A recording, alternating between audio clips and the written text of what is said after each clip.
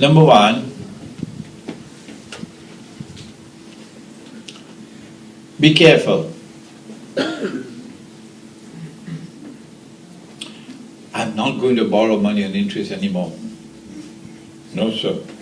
Not a loan for college fees, not to buy a house, not to buy a car, and not to take my wife on a trip to Disneyland. And also the people borrowing money in interest to perform the Hajj, you know that. And the United States, they do even better than that. In that glorious country called the United States, from which people come, scholars come to teach us the deen. They buy a building with a bank loan on interest. They designated a masjid. Yeah? And people start performing salat in the masjid. And they hold something called a fundraising dinner. And they say, brothers, brothers, brothers, the house of Allah is His river. Come on, come on.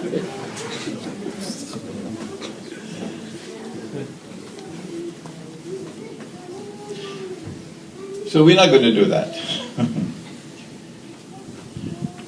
But when they don't get you through the front door, they try to get you through the back door. So they create a curious thing called the Islamic Bank.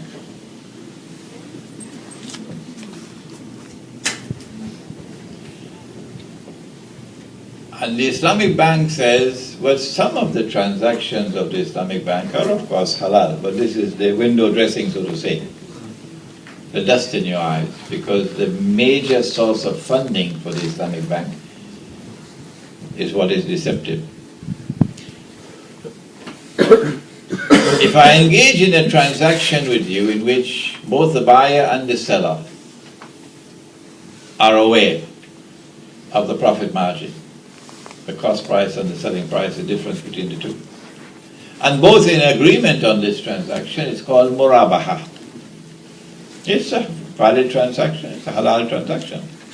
Okay? So what the bank says is that you want to buy this house, and the cost of the house is 500,000 South African rands,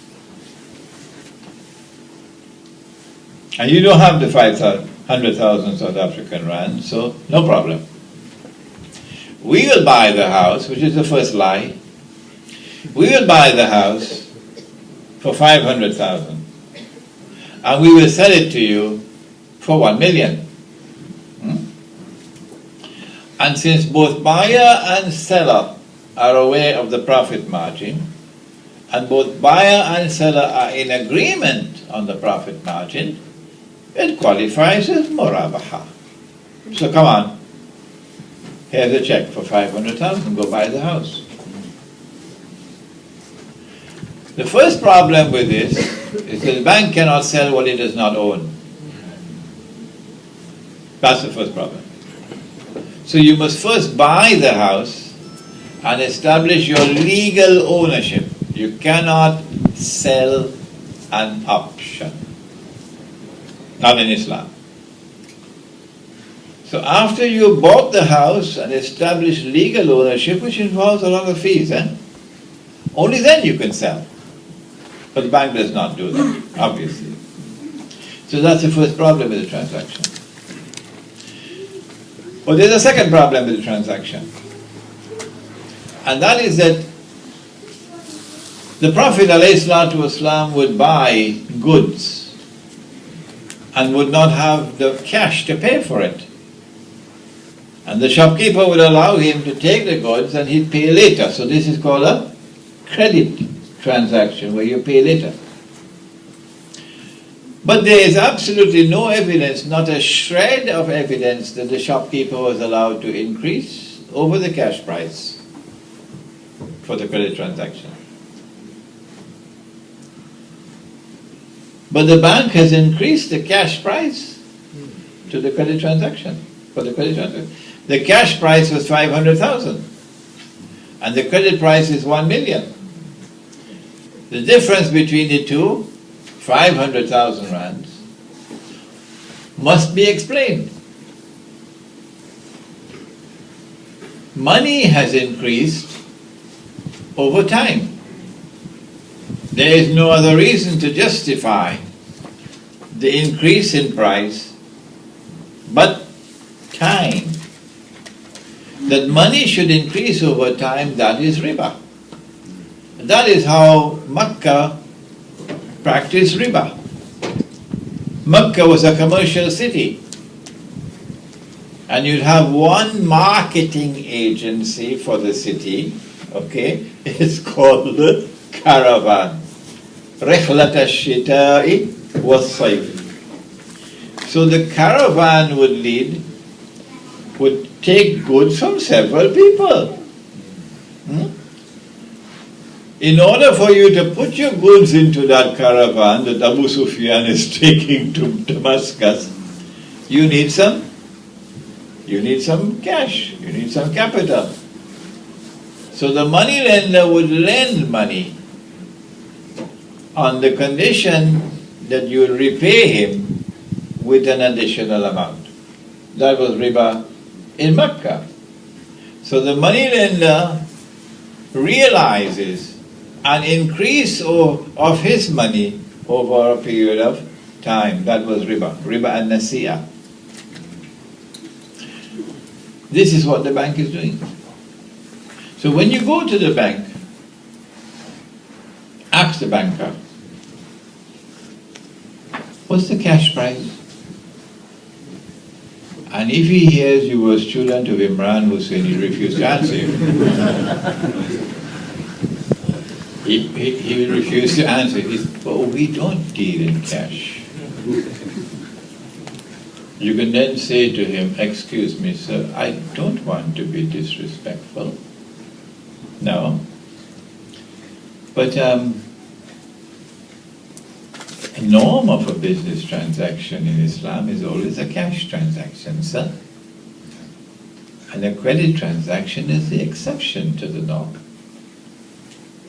So if you're not offering people cash transactions, only credit transactions, you should be ashamed of yourself. Assalamu alaikum.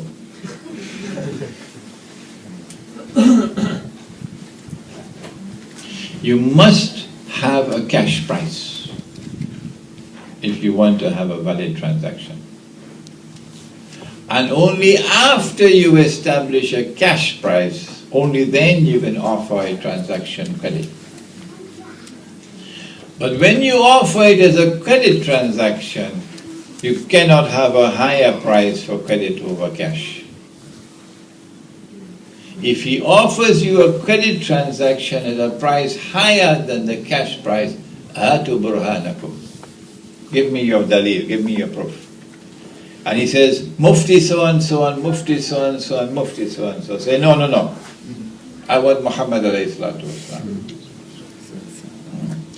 So if they don't get you through the front door, they get you through the back door. This is back door riba. What do we do now? You do what Fahri had done. Get out of it. If you have any bank loans on interest, if you have any credit, I'm not going to ask you. If you have any credit cards and so on, get out of it. If you have any student loans with interest, get out of it. Turn to Allah and make tawbah, seek forgiveness. Ask Him kindly with tears in your heart, open a way for me, I want to get out of it. If you take money from people, Pakistan has borrowed money, and you now find yourself being strangled, and it is sinful, you want to make tawbah, what do? Can Pakistan unilaterally repudiate its external loans? No.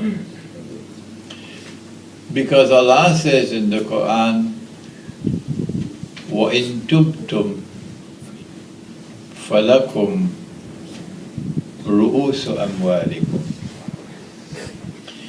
If you turn away from riba, then you are entitled to the return of the capital sum. So if Pakistan borrowed money, Pakistan can say, we are not going to pay the riba. Do what you want. We are unilaterally repudiating any obligation to pay the interest. You can do that. But you have to repay the capital sum which is borrowed. You can, of course, say, we will repay the capital sum according to our capacity to repay, which is what Alan Garcia did in Peru. Yeah, about 20 years ago. He announced that we will repay our external debts based upon our capacity to repay. But you have to repay your capital sum. If you don't have the means at all, then there is something in Islam called bankruptcy. But if you want to claim bankruptcy, then look at what the Prophet did. A man came to the Prophet ﷺ and said, "O Messenger of Allah, my creditors are after me. They are after me. I can't repay them. Please help me. Tell them, do something about it." He called the creditors. He took hold of the man's property, all the property, and sold it. Left him with only the clothes on his back. And then distributed the sales amongst the creditors. And then wrote off the balance. So the man is now free. Religion cannot allow someone to remain indebted indefinitely. It's there in the Torah. It is there in the Torah that no debt can continue for a period longer than 7 years. 7 years. After 7 years, it has to be written off. So you can apply for bankruptcy, but they know about it, so they're making the bankruptcy laws more and more difficult for you, because they don't want you to escape from slavery.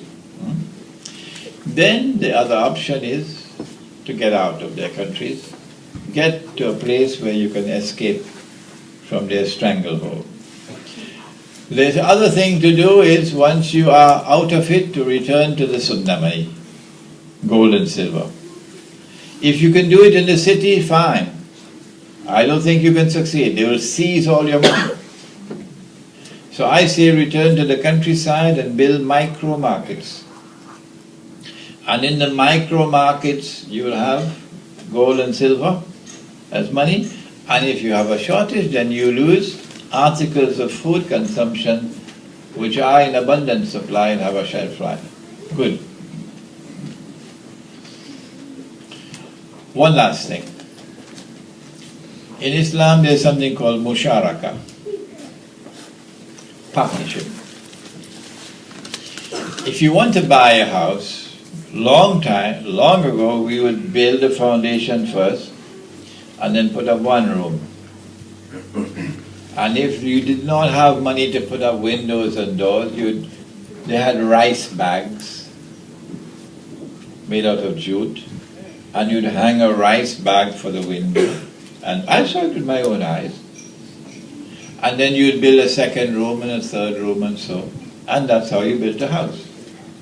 Nobody went and borrowed money to build a brand new house. Boy, you should see it. With tiles in the bathroom. And you should see that custom built kitchen. That's what the wife wanted.